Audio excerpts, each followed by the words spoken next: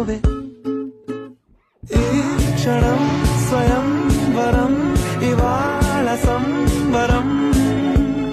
ఈ క్షణం స్వయంవరం ఇవాళ సంబరం వీడుకోలు లేని తోడు అంది స్వాగతం ఈ క్షణం స్వయంవరం ఇవాళ సంబరం